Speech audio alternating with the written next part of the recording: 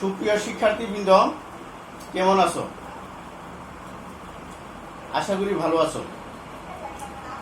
অষ্টম শ্রেণীর শিক্ষার্থীবৃন্দ, তোমাদের একটা নিউজ হলো, তোমাদের যে কেন্দ্রীয় পরীক্ষা সেটা এই পর্যন্ত হওয়ার কোনো শিডিউল সরকার কর্তৃক হয় নাই।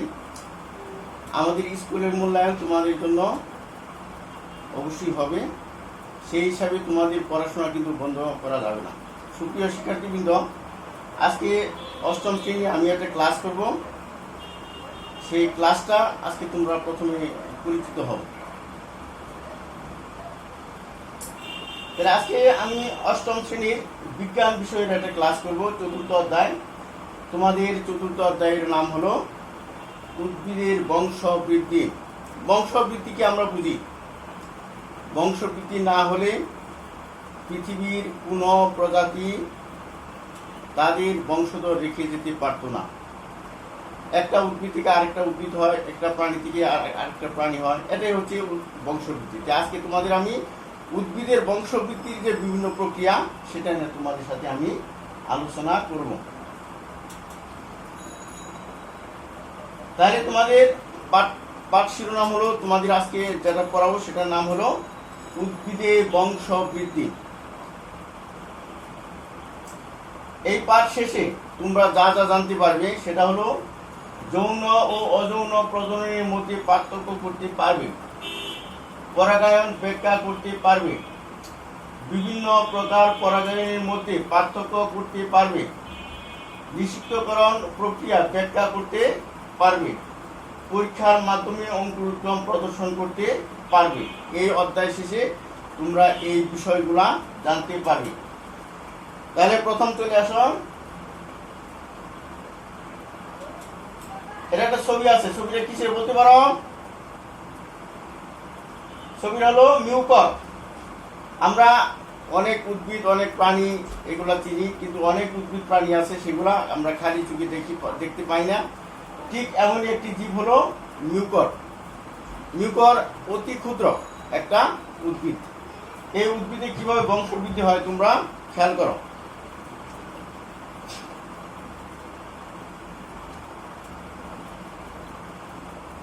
প্রধানত নিম্ন শ্রেণীর উদ্ভিদে স্পোর বা অণুবীজ উৎপাদনের মাধ্যমে বংশ রক্ষার প্রবণতা দেখা যায়।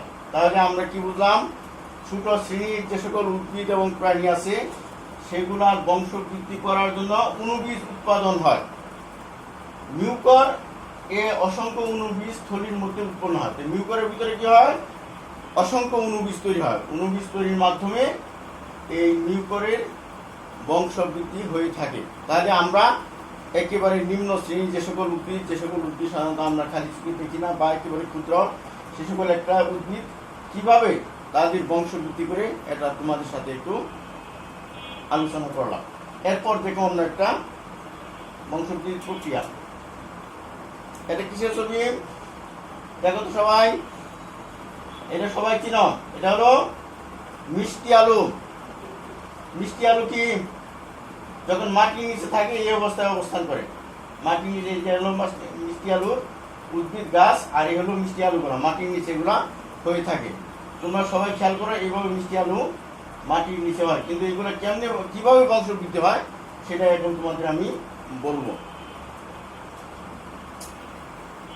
মূলের মাধ্যমে। তাহলে মিষ্টি আলু মূলের মাধ্যমে তাদের বংশবৃদ্ধি করে। কোনো কোনো মূল খাদ্য সঞ্চয়ের মাধ্যমে বেশ মোটা ও রসালো হয়। এর গায়ে কুড়ি সৃষ্টি হয় এবং তা থেকে নতুন উদ্ভিদ গজায়, যেমন মিষ্টি আলু।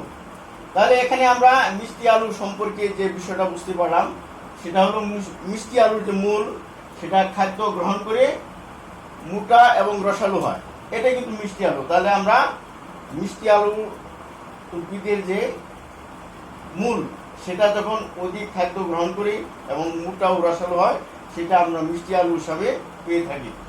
আর এই মিষ্টি আলুর মধ্যে অসংখ্য কুড়ি বা ছোট ছোট উদ্ভিদ জন্মায়, এইগুলা থেকে পরবর্তীতে কি হয়? বংশবৃদ্ধি হয়ে থাকে, যেমন মিষ্টি আলু। তাহলে তোমরা মিষ্টি আলু কিভাবে বংশবৃদ্ধি হয় সেটা তোমরা জানতে পারলে, বুঝতে পারলে। এরপরে আরেকটা তোমরা খেয়াল করো, দেখো তো সবাই এটা কিসের ছবি তোমরা চিনতে পারো কিনা?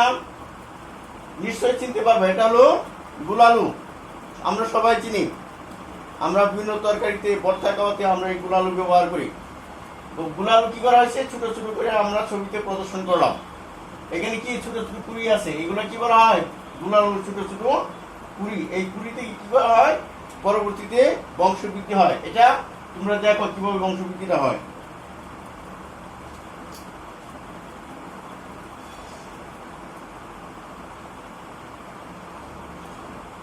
দেখো, গুলালু বংশবৃদ্ধি করার যে প্রক্রিয়াটা ব্যবহার হয় সেটার নাম হচ্ছে টিউবার। কিছু কিছু উদ্ভিদে মাটির নিচে শাখার অগ্রভাগে খাদ্য সঞ্চয়ের ফলে স্ফীত হয়ে কন্দের সৃষ্টি করে। তাহলে বোঝা গেল যে গুলালু মাটির নিচে হয়। এটা কি করে? উদ্ভিদের মাটির নিচে শাখার অগ্রভাগে এখানে কি হয়? খাদ্য সঞ্চয়ের ফলে একটা স্ফীত বা একটু মোটা বা ডাম্বেলের মতো কি হয়? একটা কন্দের সৃষ্টি করে। এদের বলা হয় কি? টিউবার। তাহলে যদি প্রশ্ন করা হয় গুলালু কোন প্রক্রিয়ায় বংশবৃদ্ধি করে, তোমরা উত্তর দিবা টিউবার প্রক্রিয়ায়। ভবিষ্যতে এক অন্ধ জননের কাজ করে। আর এখানে ছোট ছোট যে কুড়িগুলা হয়, এই কুড়িগুলা পরবর্তীতে কি হয়? নতুন আলু তৈরি করার জন্য কাজে লাগে। আঁশের মতো অসবুজ পাতার কক্ষে একটি করে কুড়ি জন্মে, অর্থাৎ প্রতিটা কুড়িতে একটা করে গাছ হয়, ঠিক না? এই যে একটা কুড়ি, এই যে একটা কুড়ি, এই যে এই কুড়িগুলা কি হয়? অসবুজ থাকে। এগুলো অসবুজ থাকে। প্রথমে কি হয়? পরবর্তীতে সবুজ অংশ ধারণ করলেও কিন্তু প্রথম অবস্থায় এগুলো কি থাকে? অসবুজ বা সবুজ না, অসবুজ অবস্থা থেকে পরবর্তীতে এটা কুড়িতে জন্ম হয়। আর এই জন্ম হওয়ার পরে ধীরে ধীরে গুলালু তার বংশবৃদ্ধি করে থাকে। তাহলে আমরা যদি প্রশ্ন করি এই গুলালু কিভাবে বংশবৃদ্ধি করে, গুলালু বংশবৃদ্ধি করার যে প্রক্রিয়াটা সেটার নাম হলো কি? টিউবার। এর পরবর্তী স্লাইডে আমরা চলে যাই। দেখো সবাই, এটা সবাই তোমরা চিনো। আজকে তোমাদেরকে একেবারে সিম্পল, তোমাদের বইয়ে যেগুলো আছে সেগুলোর উপর ভিত্তি করে একেবারে সিম্পল কিছু ছবি দিয়ে তোমাদেরকে আমি ক্লাসটা পরিচালনা করছি। আশা করি এইগুলো ফলো করলে তোমাদের যে কোনো প্রশ্ন তোমরা এর ভিতরে পেয়ে যাবা। তাহলে এটা তোমরা সবাই চিনো, সেটা হলো পেঁয়াজ। আমরা সবাই চিনি রান্নার কাজে এই পেঁয়াজ ব্যবহার করা হয়। এখানে পেঁয়াজ দুইভাবে দেখানো হয়েছে। উপরে এগুলো হলো পূর্ণাঙ্গ পেঁয়াজ, এগুলো পূর্ণাঙ্গ পেঁয়াজ, আর এগুলো হলো পেঁয়াজকে কেটে তারপরে দেখানো হয়েছে। এই পেঁয়াজ কিভাবে বংশবৃদ্ধি করে সেটা তোমরা লক্ষ্য করো।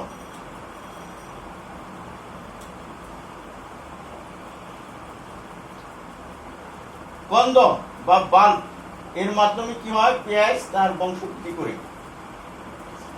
এরা অতি ক্ষুদ্র কাণ্ড, অর্থাৎ এই পেঁয়াজ সর্বদা ওদের কাণ্ডগুলা কোথায় থাকে? অভ্যন্তরে থাকে। পেঁয়াজের ভিতরে পেঁয়াজের কাণ্ড থাকে। অতি ক্ষুদ্র আকারে কাণ্ডটা অবস্থান করে। এদের কাক্ষিক ও শীর্ষমুকুল উদ্ভিদের জন্ম দেয়, যেমন পেঁয়াজ এবং আলু। এই পেঁয়াজের মাঝখানে তোমাদের কি থাকে? এই পেঁয়াজের মাঝখানে একটা ক্ষুদ্র কাণ্ড থাকে। এই কাণ্ড থেকে পরবর্তীতে পেঁয়াজ তার নতুন উদ্ভিদ জন্ম দিয়ে থাকে। তোমরা সবাই খেয়াল করে থাকবে, যদি আমরা মাটিতে, তোমরা যারা পেঁয়াজ রোপণ করতে দেখেছ, যারা পেঁয়াজ মাঝখানে কেটে মাটিতে রোপণ করি সেখানেই পেঁয়াজ হবে। আর পূর্ণাঙ্গ একটা পেঁয়াজ যদি মাটিতে রোপণ করা হয় তবু সেখানে একটি পেঁয়াজের চারা হবে। অথবা যদি আমরা পেঁয়াজের যে বিচি আছে সেগুলো যদি আমরা মাটির নিচে রোপণ করি, বপন করে থাকি, তাহলে আমরা পেঁয়াজ পেয়ে থাকি। এটা হচ্ছে তোমাদের পেঁয়াজ এবং রসুন একই প্রক্রিয়া কি হয়? বংশবৃদ্ধি করে থাকে। তোমরা তোমাদের বইয়ে এই ধরনের প্রশ্ন আছে, পেঁয়াজ এবং রসুন কীভাবে তাদের বংশবৃদ্ধি করে। এই স্লাইডের ভালো করে ফলো করলে তোমরা অবশ্যই সেটা বুঝতে পারবে। এর পরবর্তীতে চলে আসো, আরেকটি ছবি দেখি আমরা। দেখো তো এটা কিসের ছবি? এটা ছবিটা দেখতে অনেকের কাছে নতুন মনে হইতে পারে, আর যাদের মোটামুটি এটা পরিচিত আছে তারা ছবিটা মনে দেখতে পেরেছ, বুঝতে পেরেছ এটা কিসের ছবি। এটা একটা কলম। কলম হচ্ছে কি? গাছের কচি সতেজ শাখায় প্রথমে সামান্য বাকল কেটে দিতে হবে। তাহলে প্রথমে তোমাদের বলে নিই, কলম হলো আরেকটি উদ্ভিদের বংশবৃদ্ধির প্রক্রিয়া। আমরা প্রথমেই জেনেছি যে কতগুলা বংশবৃদ্ধি হয় অযৌন প্রক্রিয়ায় আর কতগুলি যৌন প্রক্রিয়া। এটা অযৌন প্রক্রিয়া, এখানে একটা বংশবৃদ্ধি হয়ে থাকে। কলম কিভাবে তৈরি করতে হবে? গাছের কচি সতেজ শাখা প্রথমে সামান্য বাকল কেটে নিতে হবে। একটা কচি শাখা নিব একটা গাছের, নিয়ে সেখানে কি করবো, এর বাকল বা উপরে যে আবরণটা আছে বা স্কিন আছে সেটা আমরা কি করবো, কেটে নিব। এই স্থানে মাটি ও গোবর মিশিয়ে পলিথিন দিয়ে মুড়ে দিতে হবে। যে স্থানে আমরা বাকল বা স্কিনটা উঠাইলাম সেই স্থানটা কি করতে হবে, গোবর মেশানো মাটি দিয়ে এটা পেঁচাইতে হবে। পেঁচিয়ে সেখানে কি পলিথিন দিয়ে মুড়ে দিতে হবে। নিয়মিত কয়েকদিন পানি দিলে এবং ওই স্থানের ভিতরে নিয়মিত কয়েকদিন কি করতে হবে, পানি দিতে হবে।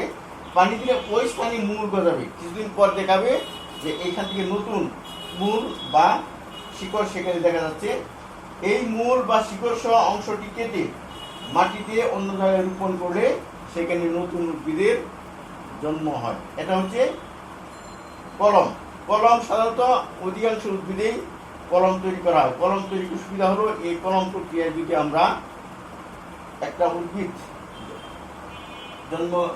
উদ্ভিদ তার বংশবৃদ্ধি করানো হয় তাহলে সেটা খুব দ্রুত আমরা ফল পেতে পারি।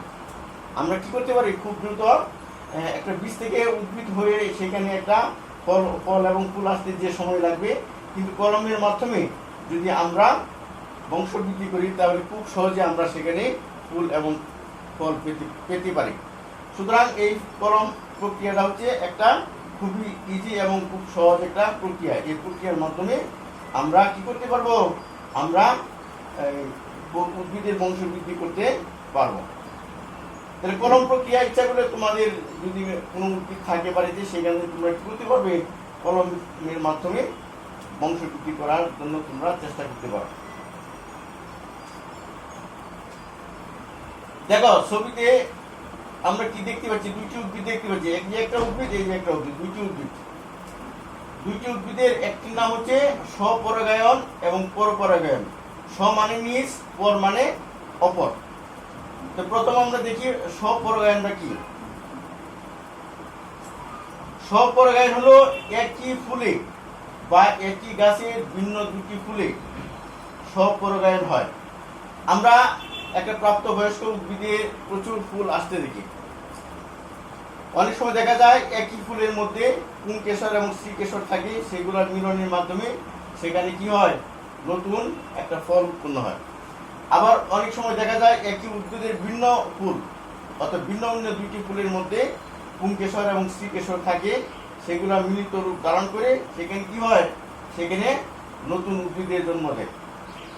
আর সেই নতুন উদ্ভিদ থেকে যখন আমরা বীজ পাই, সেই বীজ থেকে আবার আমরা নতুন উদ্ভিদ পেয়ে থাকি। তাহলে আমরা সব বুঝতে পারলাম, এটা হচ্ছে একই উদ্ভিদের মধ্যে ভিন্ন ভিন্ন ফুল থাকবে।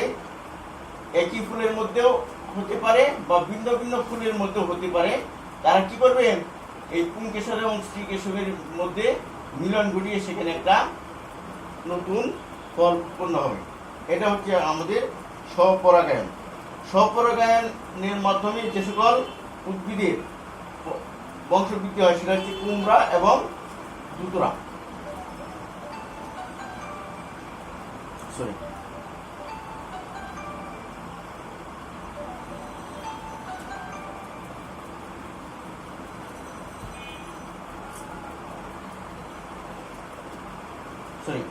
স্বপরাগায়ন আমরা বুঝতে পারলাম যে একই উদ্ভিদের মাধ্যমে এটা সংগঠিত হয়ে থাকে। এদের মধ্যে ভিন্ন ভিন্ন ফুল হতে পারে বা একই ফুলের মধ্যেও হতে পারে। এখন চলে আসো পরপরাগায়ন। একই প্রজাতির দুইটি ভিন্ন উদ্ভিদ, অর্থাৎ একই প্রজাতি, যেমন পেঁপে হতে পারে বা শিমুল হতে পারে, এই একই ধরনের ভিন্ন ভিন্ন উদ্ভিদের ভিতরে একটি ভিন্ন ভিন্ন উদ্ভিদের মধ্যে ফুল হয়। সেই ফুলগুলোর মাধ্যমে যে পরাগায়নটা হয় সেটা হচ্ছে কি, পরপরাগায়ন। তাহলে আবার একটু বোঝার চেষ্টা করি। পরপরাগায়ন হলো একই প্রজাতির দুইটি ভিন্ন উদ্ভিদের ফুলের মধ্যে পরপরাগায়ন হয়। যেমন দুইটা শিমুল গাছ ভিন্ন ভিন্ন জায়গায় থাকবে, একটার ভিতরে একটা ফুল থাকবে, আরেকটি গাছে আরেকটি ফুল থাকবে। দুইটি ফুলে পুংকেশর এবং স্ত্রীকেশর একত্র হয়ে যে পরাগায়ন হবে বা যে উদ্ভিদের সৃষ্টি হবে সেটা হচ্ছে কি পরপরাগায়ন। তাহলে বোঝা গেল একই প্রজাতির দুইটি উদ্ভিদ লাগবে এবং সেই দুই উদ্ভিদের দুইটি ফুল একত্রিত হয়ে যে ফুলের পুংকেশর এবং স্ত্রীকেশর একত্রিত হয়ে যে পরাগায়ন হয় সেটা হচ্ছে পরপরাগায়ন। এখানে একটি প্রশ্ন তোমাদের আসতে পারে যে ভিন্ন ভিন্ন উদ্ভিদ মানে কি একই প্রজাতির দুইটি ভিন্ন উদ্ভিদ হলেও এক উদ্ভিদে শুধু পুংকেশর যুক্ত ফুল থাকবে, অন্য উদ্ভিদে কেবলমাত্র স্ত্রীকেশর যুক্ত ফুল থাকবে। এই দুই ফুলের মধ্যে সংযোগ ঘটিয়ে যে পরাগায়ন হয় সেটা হচ্ছে পরপরাগায়ন। যেমন শিমুল এবং পেঁপে এই প্রক্রিয়া কি হয় বংশবৃদ্ধি করে থাকে। এরপরে চলে আসো, আমরা এতক্ষণ যা আলোচনা করলাম সেই আলোচনার যে মূল বিষয়বস্তু সেটা তোমাদেরকে একটু বলি। একটা উদ্ভিদের বংশবৃদ্ধির জন্য যে মূল বিষয়টি তোমাদের জানতে হবে, বুঝতে হবে, সেটি হলো যে জননকোষ সৃষ্টি নিষিক্তকরণের পূর্ব শর্ত। অর্থাৎ জননকোষ সৃষ্টিটা হওয়ার জন্য কি হয় নিষিক্তকরণ পূর্ব শর্ত, নিষিক্তকরণ হতে হবে। অর্থাৎ এতক্ষণ যা বললাম পুংকেশর এবং স্ত্রীকেশর এই দুইটা কি করতে হবে একত্র হতে হবে। একত্র হওয়ার পরে তারপরে সেটা একত্রিত হওয়ার পরে নিষিক্তকরণ হয়। তারা একত্রিত হওয়ার পরে নিষিক্তকরণ হয়। এই নিষিক্তকরণের পরে একটি পুংগেমেট এবং অন্যটি স্ত্রীগেমেটের সঙ্গে পরিপূর্ণভাবে মিলিত হয়। অর্থাৎ একটি পুংকেশর এবং স্ত্রীকেশরের সাথে পরিপূর্ণভাবে মিলিত হওয়াকে কি বলা হয় নিষিক্তকরণ। তাহলে একটি উদ্ভিদের ভিন্ন ভিন্ন ফুল হতে পারে বা একটি ফুলের মধ্যে হতে পারে, অথবা একটি প্রজাতির ভিন্ন দুটি ফুলের মাধ্যমে হতে পারে। এই পুংকেশর এবং স্ত্রীকেশর একত্রিত হওয়ার পর একটা পূর্ণ কি হয় গেমেট তৈরি হয়। সেই গেমেট নিষিক্তকরণ হওয়ার পরে সেখানে কি হয় নতুন উদ্ভিদ বা নতুন বংশবৃদ্ধি হয়ে থাকে। পরে বিষয়টি তোমরা এখন বুঝতে পারছো। এখন আমি পরবর্তী স্লাইডে চলে যাই। দেখো এখানে কিছু ছবি দেওয়া আছে, এগুলো কিসের ছবি অবশ্যই বুঝতে পারছো। একটা পূর্ণাঙ্গ সুলা বীজের একটা ছবি দেওয়া আছে। এখানে একটা পূর্ণাঙ্গ সুলা বীজ, এখানে একটা পূর্ণাঙ্গ সুলা বীজ এবং এটা তার অভ্যন্তরীণ অংশ। একই সুলা বীজের এটা পূর্ণাঙ্গ সুলা বীজ, এটা পূর্ণাঙ্গ সুলা বীজ আর তার হচ্ছে অভ্যন্তরীণ অংশ। তো একটা পূর্ণাঙ্গ সুলা বীজের ভিতরে আমরা কি কি পাই বাস্তক, স্টোকিউল, ডিম্বক্রন্দ, তারপরে দ্রোণমূল, বীজপত্র, মুকুল, এগুলো আমরা পেয়ে থাকি। তো এইগুলা কি হয় দ্রোণমূল, দ্রোণকাণ্ড ও বীজপত্রকে একত্রে দ্রোণ বলা হয়। তাহলে দ্রোণটা একেবারে প্রশ্ন তোমাদের আসতে পারে। একটা বীজের দ্রোণমূল, দ্রোণকাণ্ড এবং বীজপত্র একত্রিত হয়ে যা গঠিত হয় সেটা হলো দ্রোণ, এবং বাইরের আবরণটিকে বীজত্বক বলে। আর একটা বীজের বাইরে যে একটা আবরণ থাকে, এই যে দেখতে পাচ্ছ বাইরে আবরণ, এই আবরণগুলোকে কি বলা হয় সেই বাইরের আবরণকে বলা হয় বীজত্বক। বীজত্বক দুস্তর বিশিষ্ট। তাহলে একটা বীজের যে বীজ স্তর থাকবে সেটা দুইটা স্তর থাকবে, বাইরের অংশকে টেস্টা এবং ভিতরের অংশকে টেগমেন বলা হয়। এখানে একটা গুরুত্বপূর্ণ প্রশ্ন তোমাদের নৈবিত্তিকে প্রায়ই আসতে পারে যে তোমাদের টেস্টটা কি এবং টেগমেন কি। তোমরা বলবা বীজত্বক দুই স্তরে বিভক্ত হয়, দুস্তর বিশিষ্ট থাকে। বাইরের অংশকে বলা হয় টেস্টা এবং ভিতরের অংশকে বলা হয় টেগমেন। তাহলে তোমরা এই খেয়াল রাখবা যে টেস্টা এবং টেগমেন এটা তোমাদের নৈবিত্তিক প্রশ্নে আসতে পারে, আবার জ্ঞানমূলক প্রশ্নেও আসতে পারে। সুতরাং এটি খুব ভালো করে চিন্তা করো। আশা করি এই স্লাইডটা তোমরা বুঝতে পারছো। এখন পরবর্তী স্লাইডে চলে যাবে। এখন দেখো এতক্ষণ আলোচনা করলাম, এটার উপরে তোমরা কি শিখতে পারছো সেটা তোমরা পারো কিনা একটু মূল্যায়ন করে দেখা যাক। স্বপরাগায়ন ও পরপরাগায়ন কাকে বলে অনেক সুন্দর করে আমি বলেছি স্বপরাগায়ন কি এবং পরপরাগায়ন কি। একটি উদ্ভিদের মধ্যে বা একই ফুলের মধ্যে, একই উদ্ভিদের একই ফুল বা একই উদ্ভিদের ভিন্ন ফুলের মধ্যে যা সংগঠিত হয় সেটা হলো স্বপরাগায়ন। আর একই প্রজাতির ভিন্ন উদ্ভিদের দুইটি ফুলের মাধ্যমে যা সংগঠিত হয় সেটা হচ্ছে পরপরাগায়ন। এটা তোমরা সবাই মনে রেখেছো। প্রত্যেকটি দুটি করে উদাহরণ দাও। তোমরা উদাহরণগুলো স্পষ্ট করে দেওয়া আছে। তোমরা আমি যখন সব পরাগায়ন পড়িয়েছি তখন উদাহরণ দেওয়া আছে, তোমরা একটু দেখে নিও। তোমাদের একটা বাড়ি কাজ রইল, তোমরা সবাই খেয়াল করো। একটি আদর্শ ফুলের বিভিন্ন অংশ চিত্র সহ বর্ণনা করো। এখানে কি করতে হবে? তোমাদের চিত্র রাখতে হবে। প্রতি চিত্রের মধ্যে টার্গেট করে বা চিহ্ন দিয়ে বা তীর চিহ্ন দিয়ে সেখানে অংশটার নাম লিখতে হবে। এটা তোমাদের বাড়ি কাজ। তোমরা একটা মূল্যায়ন হিসাবে তোমাদের দেওয়া হলো। তোমরা বাড়িতে বসে বসে সুন্দরভাবে যে কোনো একটা ফুল অঙ্কন করবে আর একটা ফুলের বিভিন্ন অংশকে তোমরা সেগুলো চিহ্নিত করবে। পরিশেষে সবাইকে ধন্যবাদ।